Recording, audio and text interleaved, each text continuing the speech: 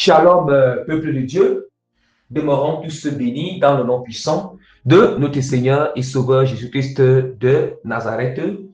Euh, J'implore le Seigneur, dans sa grande bonté et sa miséricorde, de continuer davantage à nous remplir et perfectionner dans l'amour, la maîtrise de soi, la bonté, la bienveillance, la générosité, la miséricorde.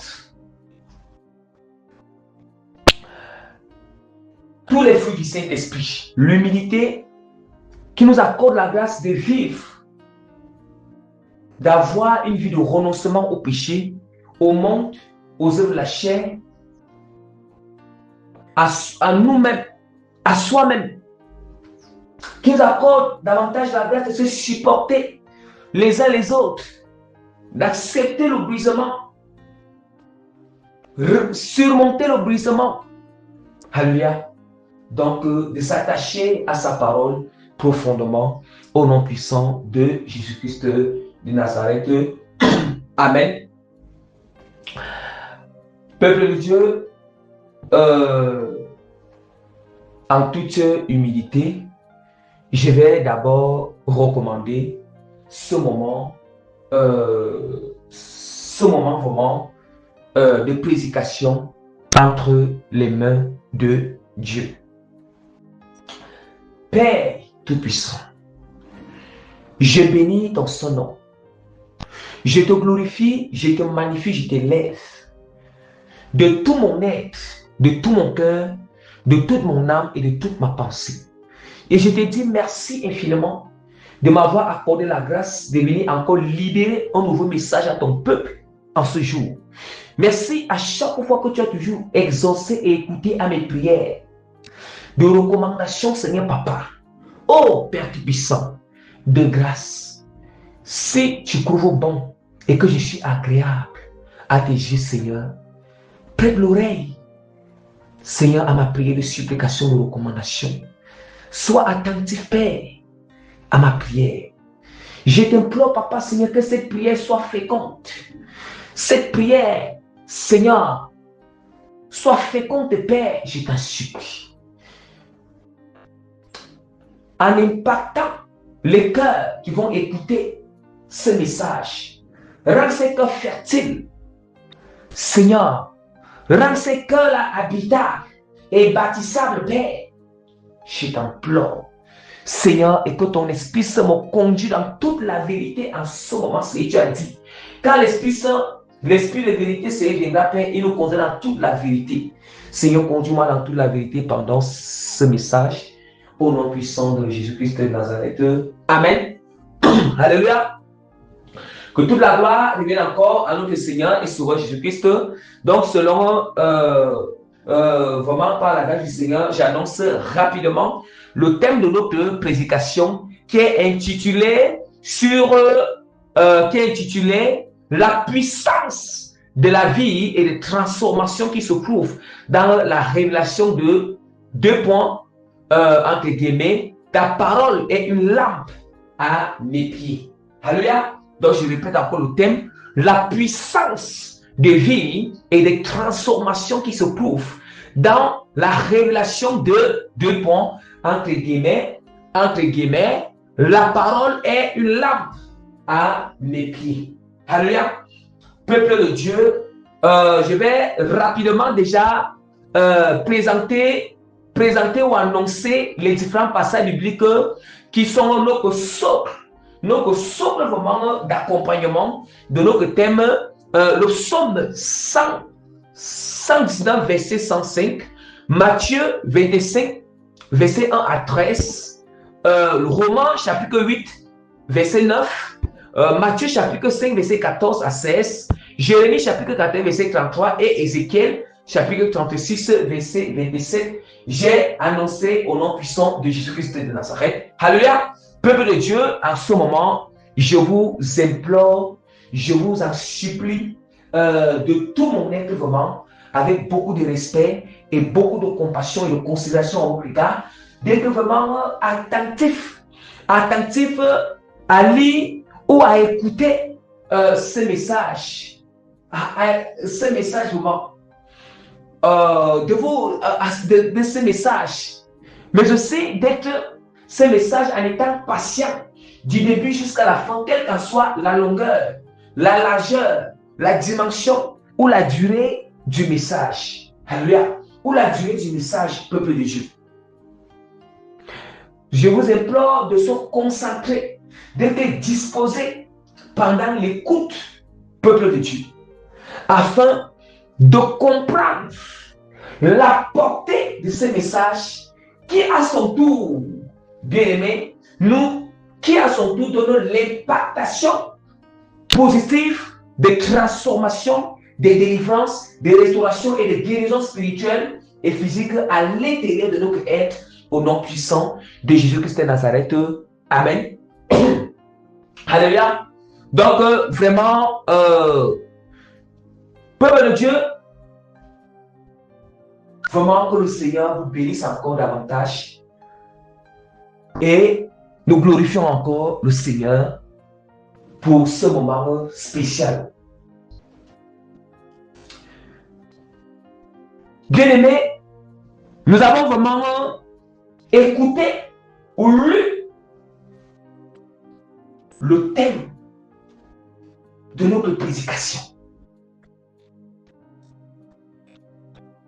Et par la grâce du Seigneur en toute humilité, je suis toujours rappelé que lorsque nous lisons le thème ou nous écoutons le thème, nous devons être attentifs à saisir les expressions, les mots bien-aimés qui constituent ce thème, qui constituent l'idée générale. Alléluia.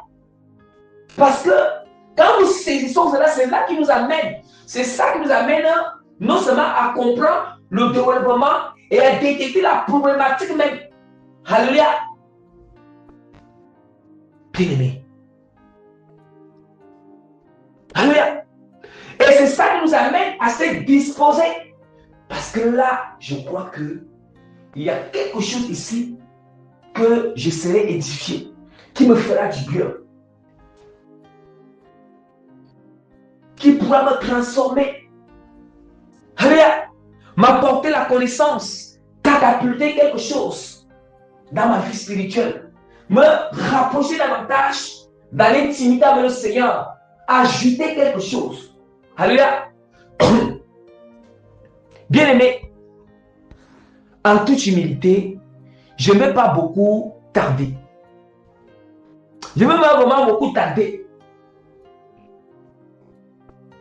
Mais je vais d'abord ouvrir rapidement la parole de Dieu dans le psaume 119, verset 105. Je lis au nom puissant de Jésus-Christ de Nazareth. Ta parole est une lampe à mes pieds et une lumière sur mon sentier. S'il vous plaît, je vous en supplie. Vous allez constater que ces passages seront lus dans l'ordre chronologique et selon nos timings, afin de comprendre. Comprenez d'abord, vous allez comprendre pourquoi est-ce que je commence avec le psaume 119, verset 105. Ta parole est une lampe à mes pieds et une lumière sur mon sentier. Bien-aimé, le psaume 119 nous fait comprendre que la parole de Dieu, c'est une lampe. C'est une lampe à nos pieds. Une lampe à nos pieds et une lumière sur le sentier. Une lumière sur mon sentier. Donc, nous comprenons déjà que, bien-aimés, sans la parole du Seigneur, tout ce que nous allons faire, c'est caduc et vain. Si nous voulons se laisser, si nous voulons utiliser les dons du Seigneur, utiliser l'onction du Seigneur, marcher dans notre appel, sans obéissance de la parole, sans respect de la parole, sans examiner tout à la lumière de la parole, on sera perdu. On sera perdu, bien-aimé. On ne saura jamais quand est-ce que l'ennemi, l'ennemi et la chair conduisent vers nos dons, conduisent vers l'onction, conduisent vers l'appel. Oui, on sera perdu, bien-aimé. On nous dit que c'est une lampe à mes pieds et une lumière sur mon sentier. Une lumière sur mon sentier. Donc la parole de Dieu, c'est une lumière. Or, quel est le but de la lumière? Je crois que tous les temps qui passent tous ces temps-ci, nous sommes en train d'expliquer la lumière, ce que ça fait, sa fonction, son rôle. Quel est le but de la lumière? La lumière est là pour nous montrer ce qui est bien et ce qui est mauvais, vrai ou faux, peuple de Dieu. C'est vraiment ici, bien-aimé, que quelqu'un conteste. Même la lumière physique là, la lumière, bien-aimé, physique ou naturelle, bref, je vais dire que naturelle. La lumière naturelle, n'est-ce pas ça pour rôle de nous montrer ce qui est bien et ce qui est mauvais dans le naturel et dans le physique, ou bien dans le physique, ou dans ce monde matériel qu'on appelle encore la matrice. Alléluia. Ou le cosmos, bien-aimé.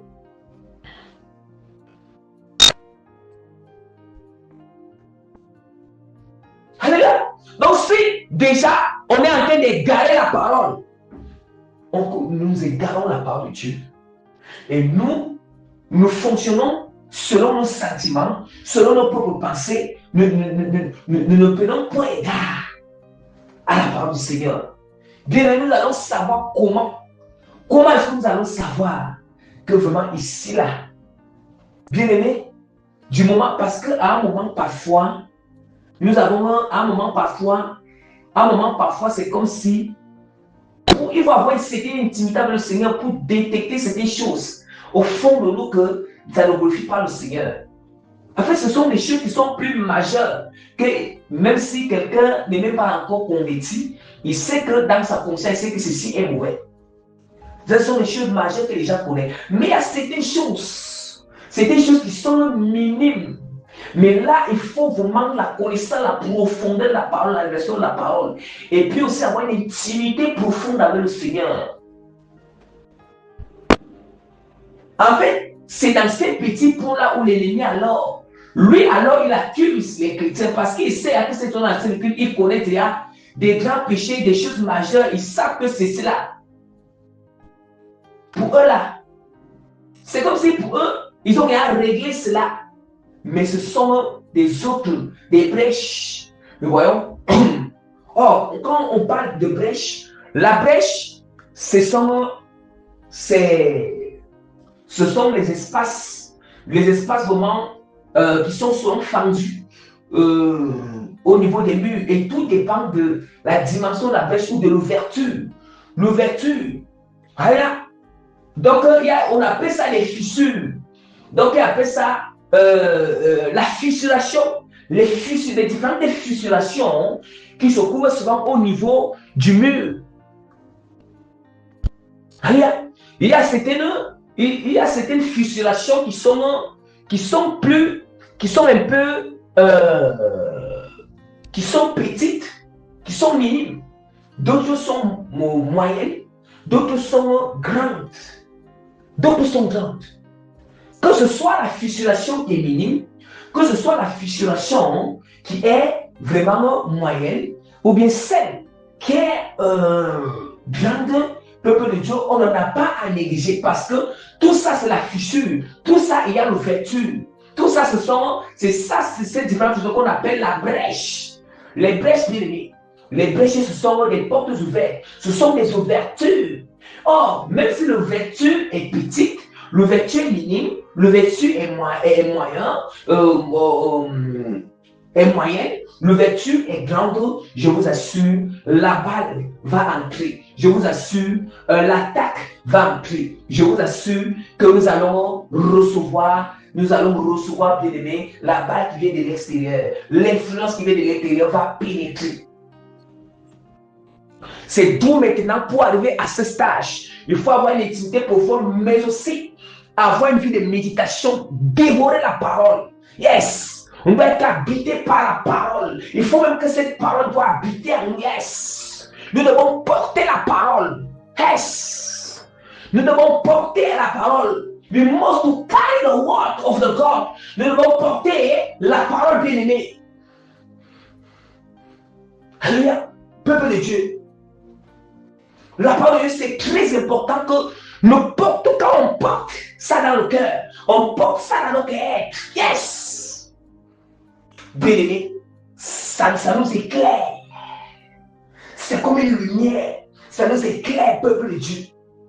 On peut vite détecter le péché, vite détecter le péché ennemi, vite détecter que ceci c'est l'émotion charnelle, ceci c'est l'affection charnelle, ceci c'est un sentiment charnel, ceci c'est une envie charnelle, désir charnel, ceci c'est le désir du Saint-Esprit, ceci c'est le sentiment du Saint-Esprit, ceci, que ce soit bien aimé, minime ou petite, moyen ou grand.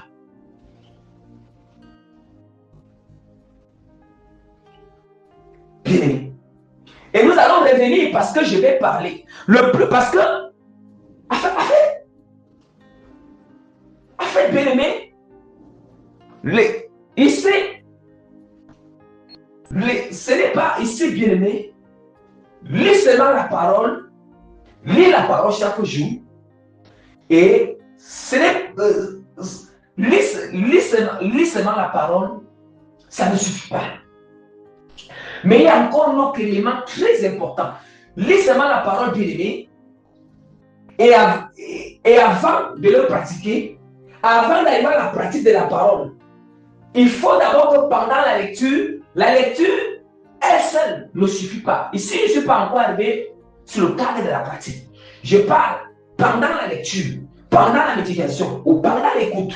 C'est d'où maintenant, nous allons bien aimer prendre encore Matthieu chapitre 25, verset 1 à 13. Ce passage de Bible nous amènera à comprendre d'où sortent les différentes polémiques que nous avons dans le corps de Christ.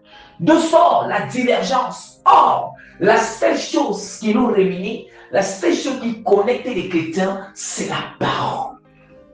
C'est la parole. Et c'est la seule personne qui peut interpréter cette parole. C'est le Saint-Esprit. D'où maintenant nous sommes en train de voir les divergences aujourd'hui. Les divergences. Parce que les gens ont introduit des traditions, des pratiques d'hommes, des rudiments, des misérables, des rudiments du monde, et des traditions dans l'église. Les dogmes bien-aimés. Nous sommes dans un système dogmatique. Les systèmes dogmatiques bien-aimés dans l'église. Nous allons, Matthieu chapitre 25, verset 1 à 13. Alors, le royaume des cieux, excusez-moi, je ne vais pas lire ça intégralement. Au fur et à mesure que je vais lire, je vais expliquer. Peuple de Dieu, vraiment, excusez-moi pour gagner en temps. Matthieu chapitre 25, verset 1 à 13. Alors, le royaume des cieux sera semblable à 10 vierges qui, ayant pris les lampes, allaient à la rencontre de l'épouse. 5 d'entre elles, verset 2, 5 d'entre elles étaient folles et 5 sages. Je vais d'abord expliquer les profondeurs du verset 1 et du verset 2. Yes! Là, nous allons essayer de souligner, ou bien nous allons essayer de souligner, ou bien de repérer les expressions, ou bien les clés même, les expressions, ou bien les clés même qui sont même le noyau de ces deux versets bien-aimés, qui sont les éléments centraux de ces versets pour comprendre la chose. Bien-aimé, alors le royaume des cieux sera semblable à 10 vierges.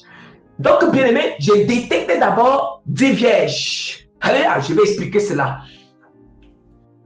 Ayant pris la lampe, et je prends lampe pour aller à la rencontre de l'époux.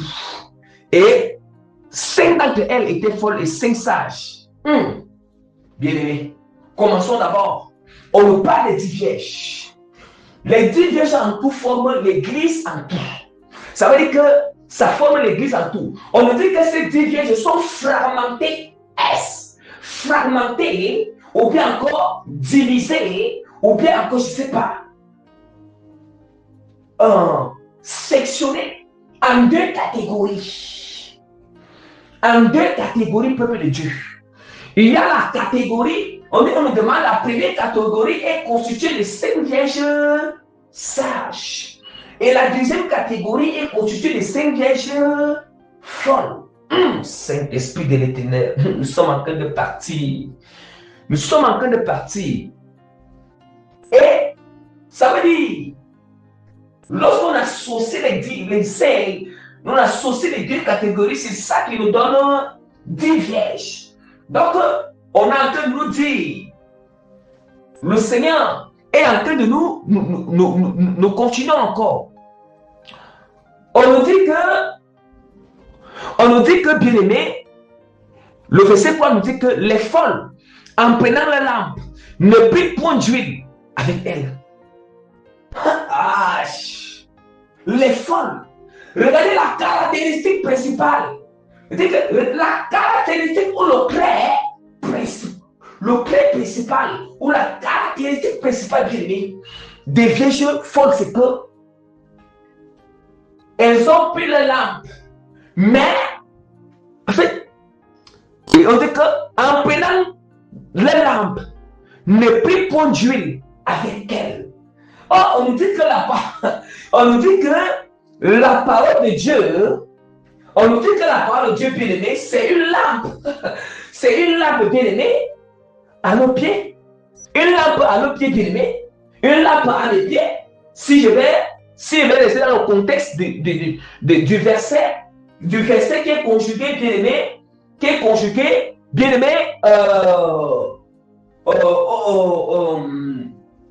conjugué vraiment, bien aimé, au présent et plus particulièrement, bien aimé, avec, je m'excuse, voilà. Alléluia. Et ici, bien aimé, on utilise la parole du Seigneur, on est en train d'utiliser dans la parole de Dieu l'adjectif possessif, bien aimé, mon. Mais, possessif, mon qui est au singulier au masculin. Mais je vais essayer maintenant d'utiliser, en expliquant, j'essaie d'utiliser, bien aimé, la parole de Dieu est vraiment une lampe à nos pieds. À nos pieds, quand dit à nos pieds, là je suis maintenant, cette parole est en train de s'adresser à nous. À nous maintenant. Nous sommes obligés maintenant d'utiliser l'adjectif possessif, bien aimé, au pluriel. Voilà. Au pluriel, bien aimé. Donc, et là maintenant, on nous dit, vous voyez maintenant, on dit que les 5 vierges prient la lampe par identification ou par référence. Nous voyons bien qu'en haut, on nous dit que la parole de Dieu est une lampe. On nous dit qu'en bas, les vierges prient la lampe. Ça veut dire, on va un peu essayer de remplacer la lampe. Les vierges prient la lampe par parole. On nous dit que 5 d'entre elles étaient fortes. Les folles, en prenant leur parole, en prenant la Bible, Saint-Esprit de l'Éternel, nous avons dans l'identification. Nous sommes en train d'entrer dans l'identification, on appelle ça la substitution, bien aimé. On est en train de substituer, nous substituons, ou bien on est en train de remplacer, parce que la substitution signifie aussi remplacer. Alléluia, excusez-moi, on est en train de substituer lampe par une autre expression. Donc, toujours c'est la parole de Dieu qui nous a expliqué ce que ça signifie, une autre expression de parole au Bible. Donc, on nous dit que les vierges folles, qui sont les chrétiens tiers, on nous dit qu'ils ont la parole. Ça veut dire que dans cette marche, pour aller à la rencontre de Christ, dans cette marche, pour se préparer pour le mois d'église, ou pour se préparer pour nos commandes, ou pour aller à la rencontre de l'église, la rencontre de Christ, de Jésus-Christ dans les airs, dans cette marche, ils ont la parole. Dans cette marche, nous tous utilisons la parole. Voilà pourquoi nous avons dit que nous avons monsieur comme 10 vierges de présence, tous sortent d'église. Tous sortent d'église et bénis. Tous sortent d'église, et dans cette église, tout le monde utilise la parole. On dit qu'ils ont pris l'âme. La lampe, c'est la parole. Tout le monde a pu utiliser la parole. Il faut bien aimer. Nous voyons tous les chrétiens là, sont en train d'utiliser la parole. Toutes les dénominations utilisent la parole. Même les faux et les vrais utilisent la parole. Même les théos utilisent la parole.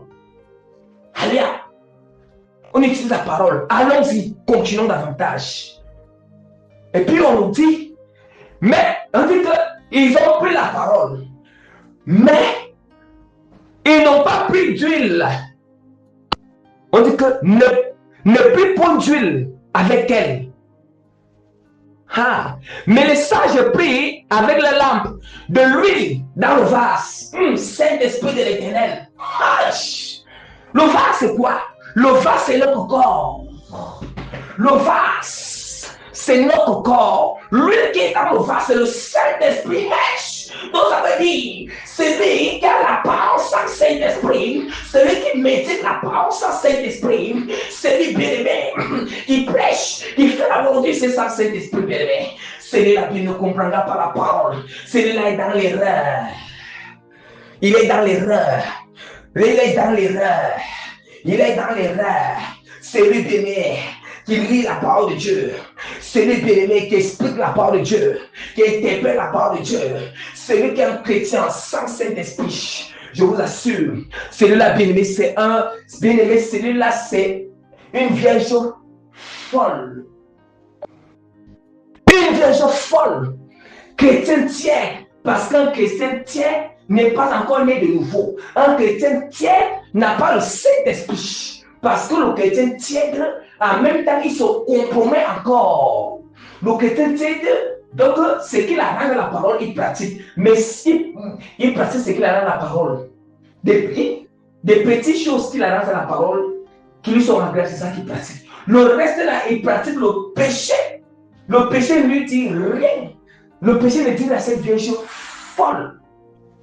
C'est comme si, la même année que le païen plaisir dans le péché. La même manière que le païen a des avantages charnels, des revenus charnels sur le péché, le chrétien sait qu'il pratique aussi ses péchés. Du moment où ces péchés l'apportent, le plaisir, ça porte les revenus, ça porte les revenus privés. On appelle ça les revenus charnels parce que ça a toujours les conséquences à la fin de toute chose. Ce n'est pas moi qui dis. On dit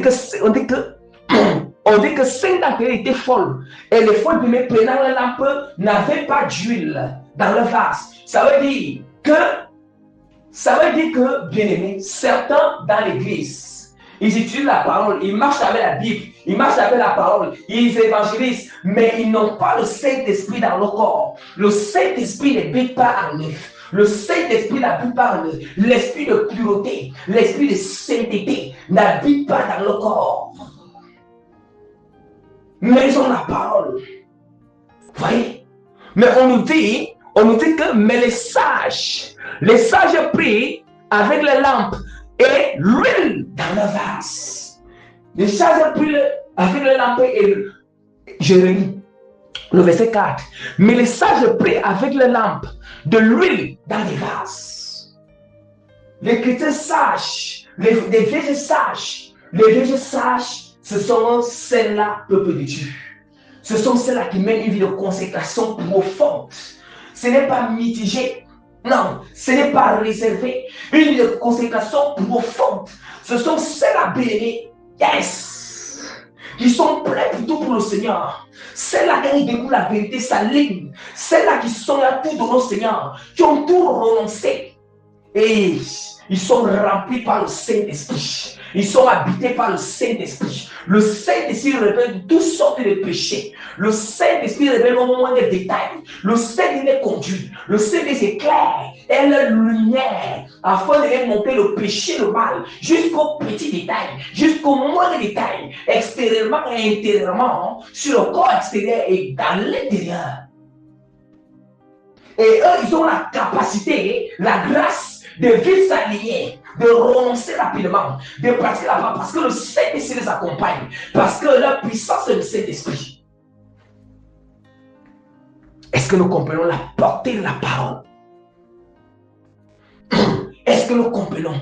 Nous voyons que la caractéristique, la différence des deux, alléluia, c'est que les vieilles sages, les vieilles folles, ils utilisent la Bible, mais ils n'ont pas le Saint-Esprit. Ils utilisent la Bible, les vierges folles ou les chrétiens tièdes, ou bien les chrétiens charnels. Elles utilisent la Bible, mais ils n'ont pas le Saint-Esprit. Le Saint-Esprit n'habite pas en eux. N'habite pas en eux. Le Saint-Esprit n'habite pas en eux. Et puis aussi, ils comprennent la parole de Dieu charnellement. Voilà pourquoi il y a les polémiques aujourd'hui sur les interprétations de la parole. C'est ça. Il y a la confusion dans l'église. Dans l'église. Comment on peut interpréter la parole avec le charnel? Hein? Avec la sagesse humaine, l'intelligence humaine. Oui. Du coup, on va raisonner. Alléluia. Maintenant, la caractéristique bien-aimée, on nous dit que les vierges sages ou encore des chrétiens consacrés, est des chrétiens d'intimité avec le Seigneur. Leur caractéristique, c'est que ils ont la plénitude du Saint-Esprit en eux. Alléluia. Ils ont le Saint-Esprit en eux. Le Saint-Esprit habite en eux. Le Saint-Esprit les conduit. Le Saint-Esprit les donne la révélation sur la parole. Le Saint-Esprit, c'est ça.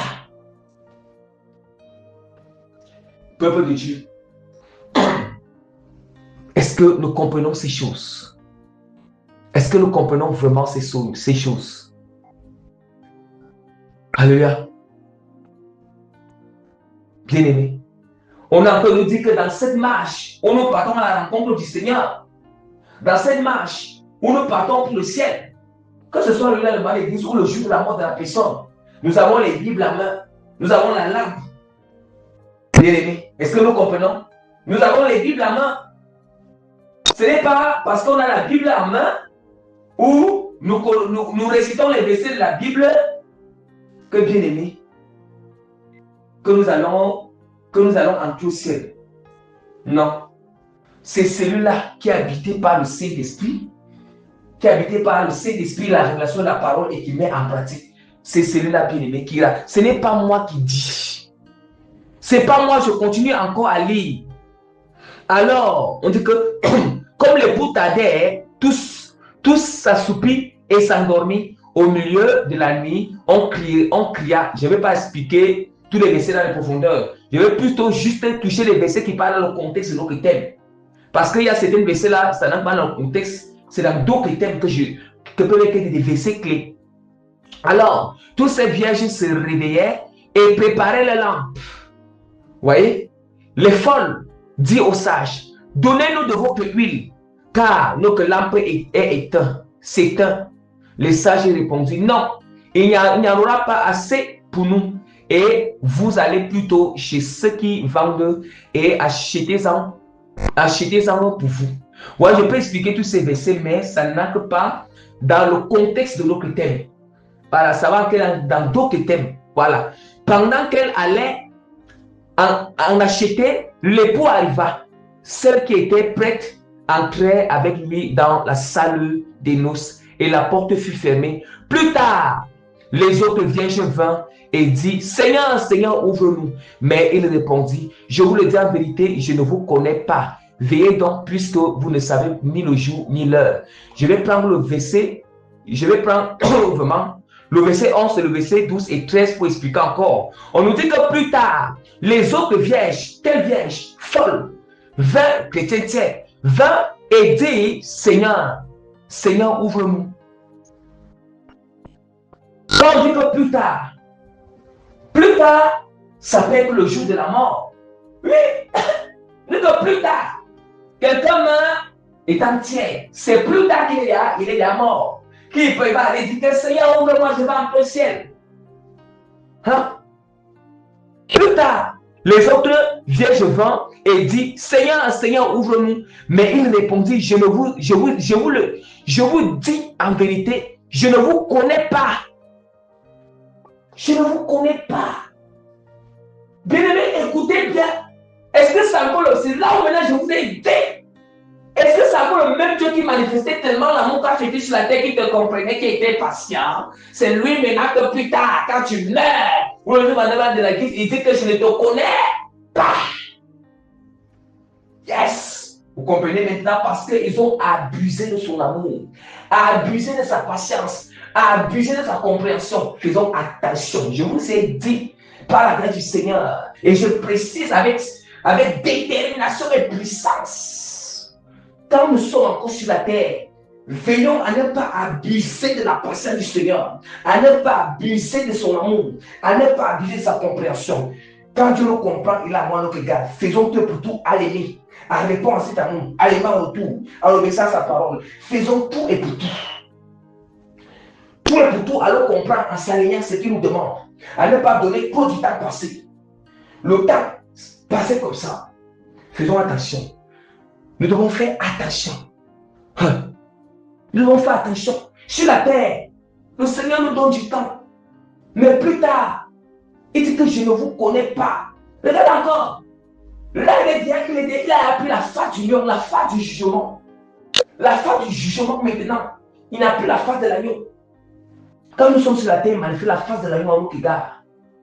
Et cette face de l'agneau, ça va se montrer comme si Dieu est faible.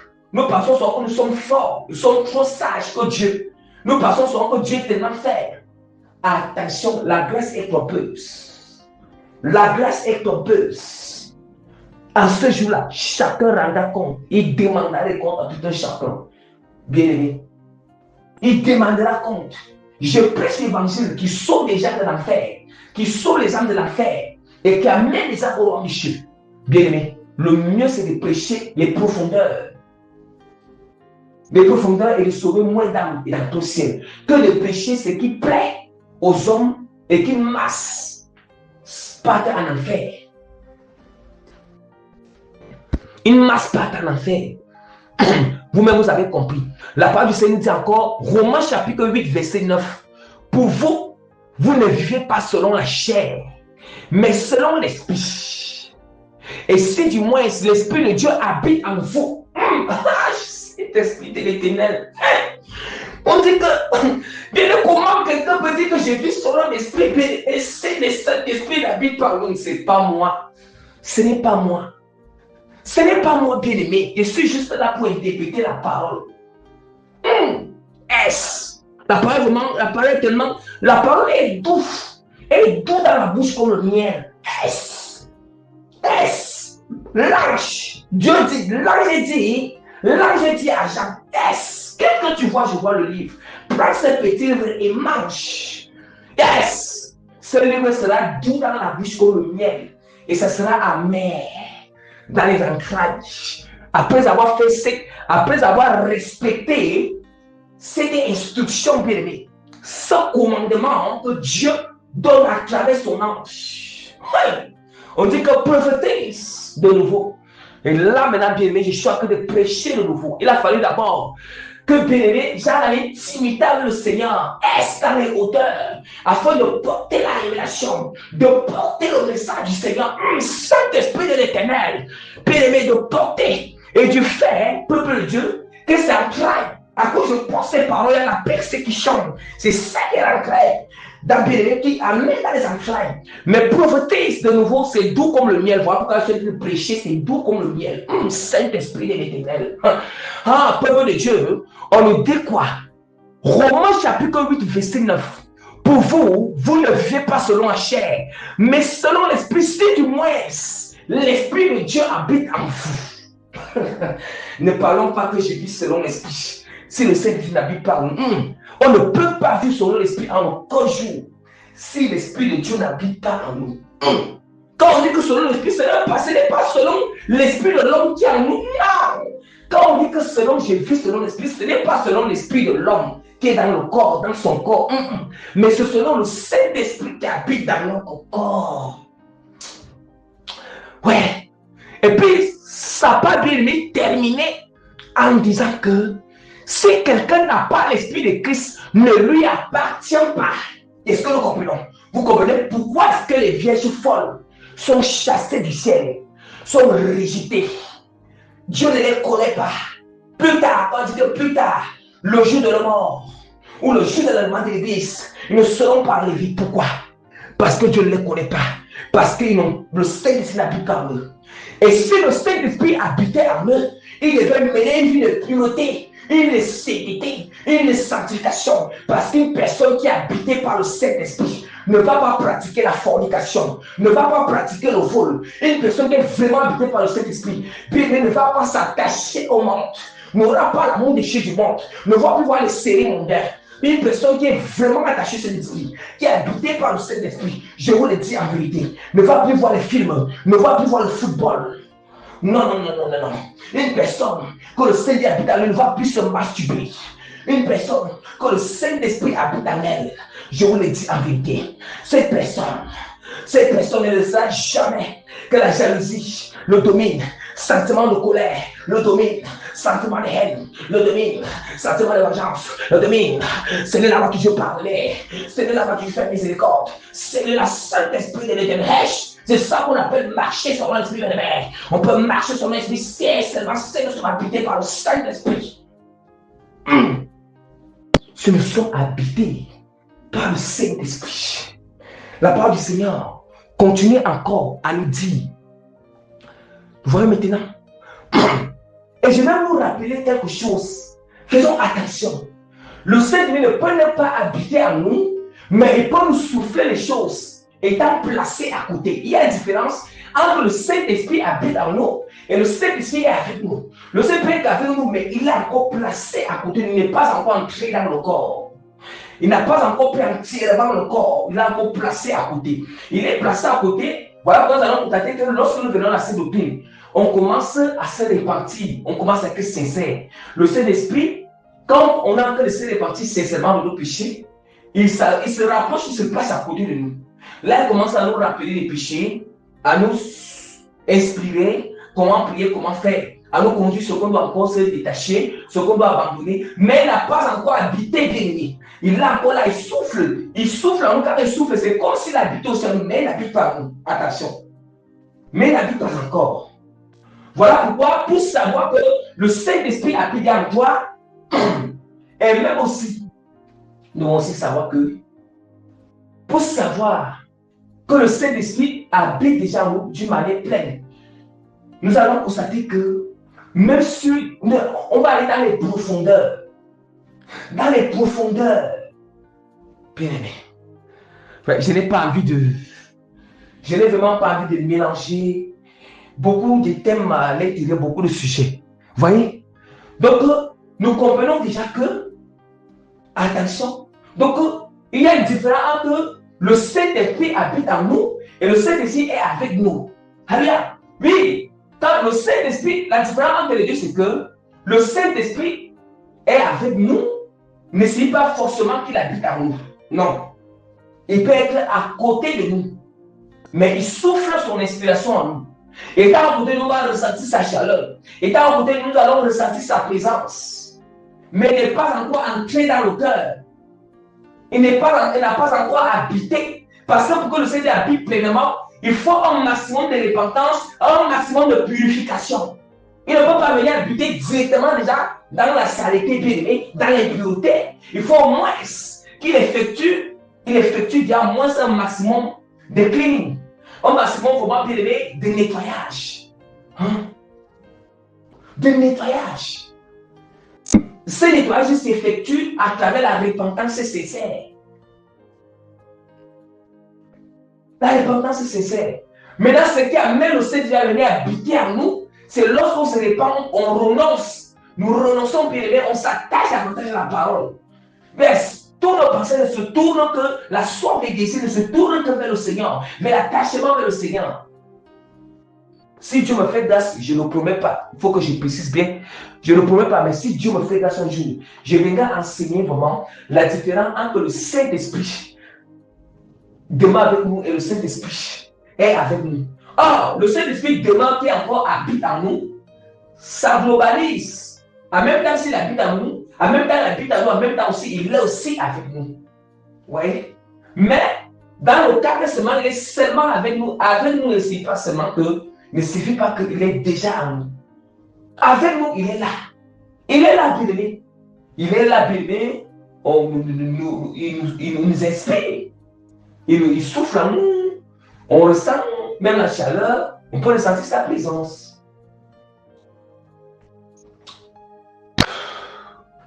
Alléluia. Mais dans ce cadre, si quand il est encore avec nous, et qu'il nous inspire et fait, on obéit à sa parole, si on meurt, on part au ciel parce qu'on a commencé la repentance, il souffle déjà, tout ce qui souffle en nous, on obéit, il nous convainc, suscite dans ses mains, on obéit. Si on meurt, on part au ciel. Maintenant, c'est tout maintenant pour dire que c'est un chrétien tiède. C'est un chrétien tiède, parfois le Seigneur peut se placer à côté d'eux. En même temps, le Seigneur peut se placer, les esprits impurs aussi. À un moment, le Saint-Esprit, il est là, il est placé là. Il peut les inspirer, il peut aussi leur donner une prophétie, il peut aussi leur donner un message, il peut aussi leur donner une révélation. Mais ce n'est pas l'un des deux. Il se place juste là à côté. Il peut aussi ressentir sa présence. Il peut aussi, voilà. Vous voyez? Mais cela ne signe. Mais s'ils n'écoutent pas, s'ils sont dans le péché, même s'ils meurent, ils ne peuvent pas entrer au ciel. Alléluia. Et pour dire aussi que, alléluia, même le païen, le Seigneur, se place à côté du païen, il souffle sur lui. Il souffle sur lui. Si le Saint-Esprit, il veut qu'un païen apporte l'aide à son enfant, le Saint-Esprit, il veut qu'un païen apporte l'aide à son enfant, le Saint-Esprit va utiliser un païen temporairement pour accomplir une mission dans la vie de ses enfants bien-aimés. Le Saint-Esprit va souffler dans son cœur. Le Saint-Esprit va manipuler. Pas manipuler même, c'est le diable qui manipule. Le Saint-Esprit bien-aimé va tourner. Le Saint-Esprit va soumettre son cœur à sa volonté. Il va souffler dans le cœur l'esprit de la personne. Mais est-ce que c'est... Mais l'acte qu'il a, vous voyez, mais cela, il n'est pas encore nouveau. Cela ne sait pas que le Seigneur est habité en lui. Hein?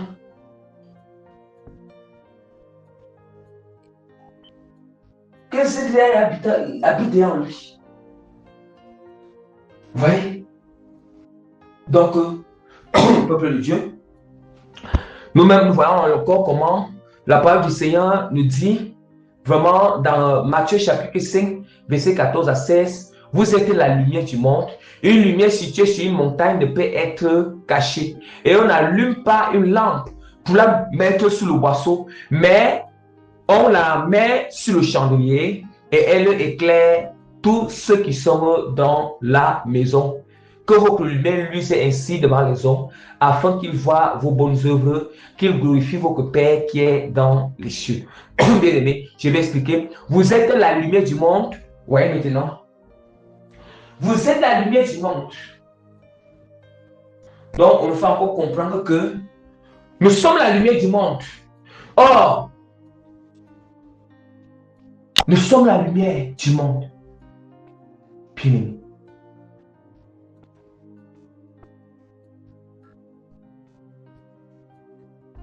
Et pour qu'il y ait lumière, il faut l'huile. Il faut l'huile, bien aimé. L'huile que le Saint-Esprit. Vous avez vu où il y a une lumière sans huile. Hein?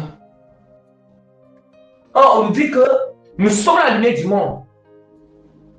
Ça veut dire que l'ensemble, l'éclairage de la maison est fait à base de l'ensemble bien aimé du chandelier.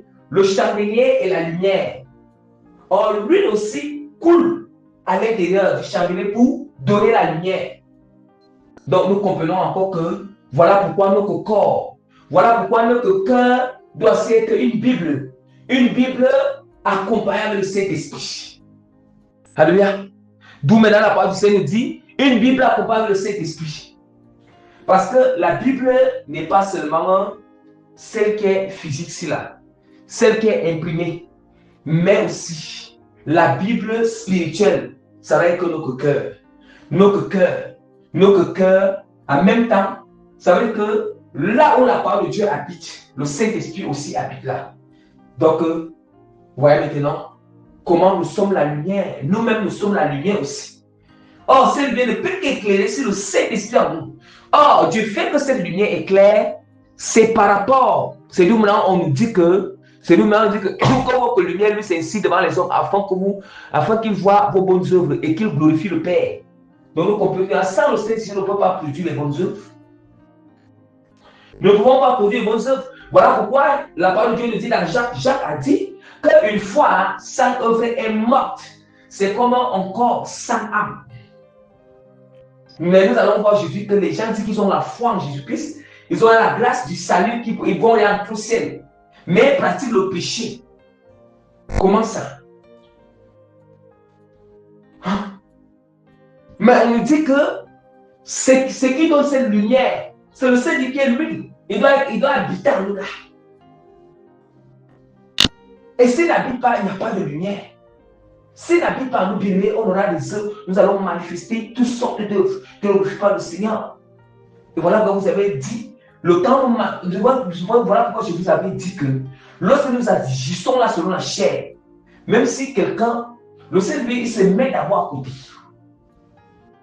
Si quelqu'un est habité par le Saint-Esprit, parce qu'il y a parfois, pourquoi on va se dire, mais comment le Saint-Esprit a habité en nous, et puis on a pu manifester sur la chair.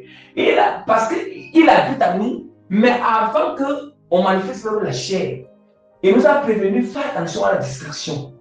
Et maintenant, nous sommes tombés dans la distraction, cette distraction nous a mené à agir selon la chair. Il s'est arrêté.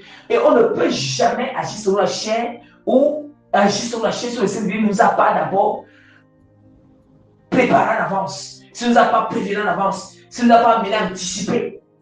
Non. Mais sans grand docteur, un grand enseignant, un grand professeur, par excellence. Hein? Nous n'avons pas compris toutes ces fonctions dans sa parole. Dans sa parole. Mais ce qui est plus bien avec les chrétiens consacrés, c'est que quand les gens achètent comme ça, ils reviennent rapidement. Ils se répandent très vite. Voilà. Parce que lorsqu'il fait ça, il est ça. Directement, il sait parce qu'il connaît quand il est en condition, il connaît bien son intimité avec son époux. Il connaît bien. Voilà pourquoi on nous appelle les vierges. Les vierges quoi? Les vierges sages. Ce sont celles qui sont pures, sanctifiées, celles qui ne sont pas pures, qui ne sont pas dirigées par le péché. Qui ne sont pas dirigées par la mondanité. Yes. Vierge pure. En fait, bref. Je crois que je reviendrai. Je reviendrai sur ces mêmes passages. Je vous ai dit que ces passages bibliques, ça peut aller dans plusieurs thèmes. Mais je ne veux pas, je reviendrai sur ce passage biblique. Pour enseigner sur ça. Sinon, ça va prendre du temps. Donc, je crois que je vais terminer avec ce passage biblique. Jérémie chapitre 31, verset 33, et Ézéchiel. La parole de Dieu nous dit que je mettrai, à tout moment, Jérémie chapitre 31, verset 33. Mais voici l'alliance que je ferai avec la maison d'Israël. Après ce jour-là, dit l'Éternel, je mettrai ma loi au-dedans de la Bible, la parole au-dedans. Donc nous comprenons déjà que, nous comprenons pourquoi si on dit que nous vous êtes la lumière, on nous dit que nous sommes la lumière du monde. Nous sommes la lumière du monde. Or, on nous dit avant que cette lumière est la Bible. On dit que la parole de Dieu est une lampe, c'est une lumière. Donc nous comprenons bien que c'est... Écoutons très bien, je finis de lire. Voici l'alliance que je ferai avec la maison d'Israël. Après ce jour-là, dit l'Éternel, je mettrai ma loi au-dedans d'eux. Et je l'écrirai dans leur cœur. Et je serai leur Dieu et ils seront mon peuple. Ézéchiel 36, verset 27. Je mettrai mon esprit en vous et je ferai en sorte que vous suiviez mes ordonnances et que vous observiez et pratiquiez mes lois. Est-ce que nous comprenons? Donc, cette même loi, cette ordonnance, qui est la parole, qui est la Bible, c'est ça qui va habiter dans notre cœur. Et puis ça sera accompagné avec l'Esprit du Seigneur qui va donner la révélation de cette parole. C'est d'où maintenant que quand on médite la Bible, la révélation vient de l'intérieur. C'est parce que tout ce qui est dans la Bible, spirituellement, Dieu a mis ça dans le cœur, dans la révélation. Écoutez, je ne sais pas si vous comprenez. Tout ce qui est écrit dans la Bible est imprimé. Dieu a mis ça dans le cœur. Mais dans le cœur, ce n'est plus dans un sens littéral, c'est bien la révélation de la parole qui habite dans le cœur. D'où maintenant, quand on lit la Bible, cette révélation de la parole qui est dans le cœur, ça, c'est juste pour restituer, ça restitue à travers la compréhension de Dieu qu'on aura sur la parole. Saint-Esprit de l'Éternel. Or, quand on parle de restitution, c'est par rapport que la chose a d'abord emmagasiné, c'était un magazine, doit restituer. Si Dieu me fait grâce, comme il dit, je ne pourrai pas. Je viendrai enseigner sur, bien aimé, la restitution de la parole, bien aimé. Je viendrai enseigner sur la chose. Ça, c'est aussi un autre thème à part. Alléluia. Donc, vraiment, peuple de Dieu, voilà vraiment, pour conclure, voilà vraiment la fin de notre prédication. Pour conclure ce thème, ou résumer ce thème, nous comprenons déjà que la Bible ou la parole de Dieu est déjà la lampe et la lumière, et notre lumière et notre lampe. Et la lampe et la lumière ne peut pas fonctionner sans l'huile. Ça veut dire que sans l'huile, qui signifie que sans le Saint-Esprit. Sans l'huile, donc qui signifie qu'on ne peut pas avoir la révélation de la parole de Dieu, on ne peut pas comprendre la parole de Dieu si nous ne sommes pas accompagnés par le Saint-Esprit. Si le Saint-Esprit n'est pas à côté avec nous, ou bien n'habite pas en nous. Lui, le Saint-Esprit est à côté de nous, à côté là, il peut aussi nous inspirer, il peut aussi faire comprendre la parole. Mais si on le met, il y aura vraiment certaines limites. Parce que pourquoi il n'est pas encore entre nous? Parce que c'est quelque chose qui bloque. Et c'est quelque chose qui bloque là, c'est ça qui nous empêche même de pratiquer. Voilà. Et nous avons aussi compris que, vraiment, celui qui n'a pas l'Esprit du Seigneur ne lui appartient pas. Et que les vierges sages n'avaient pas Dieu, ils avaient la parole de Dieu, ils avaient les Bibles en main, bien aimés, mais ces vierges sages, le peuple de Dieu, n'avaient pas le Saint-Esprit, ni la révélation, ils n'avaient pas le Saint-Esprit, ni la révélation de la parole, et ne pratiquaient pas aussi la parole, parce qu'elles étaient en train de pratiquer selon le sens charnel qu'elles comprenaient. Et nous comprenons aussi que les vierges folles, autant pour moi, c'est plutôt les vierges folles que je venais de dire là. Si j'ai mentionné les vierges sages, vraiment pardonnez-moi, je t'en supplie. Maintenant, les vierges folles, mais les vierges sages maintenant, c'est là vraiment bien aimé, c'est là vraiment bien aimé, vraiment, ils vont à la rencontre du Seigneur et ils sont en train de pratiquer, effectuer le marche chrétienne avec la parole de Dieu, la parole de Dieu, la révélation de la parole et le Saint-Esprit habitant en eux et pratiquant aussi la révélation de cette parole, tout ce que le Saint-Esprit les conduit. Et nous voyons bien que les vierges sages, ce sont celles-là vraiment qui entreront au ciel et les vierges folles sont rejetées par le Seigneur. Donc, rejetées par Dieu. Donc, alléluia. Donc, qui signifie des chrétiens consacrés et des chrétiens tièdes. Donc, par la grâce du Seigneur, je mets le sceau du Saint-Esprit sur ce message. Je mets le cachet électro-authentique du Saint-Esprit sur ce message. Et je mets la signature authentique de Jésus-Christ de transformation des cœurs en esprit qui vont écouter étant disposés au nom puissant de Jésus-Christ de Nazareth. Amen. Shalom, peuple de Dieu, et à bientôt si le Seigneur me fait grâce.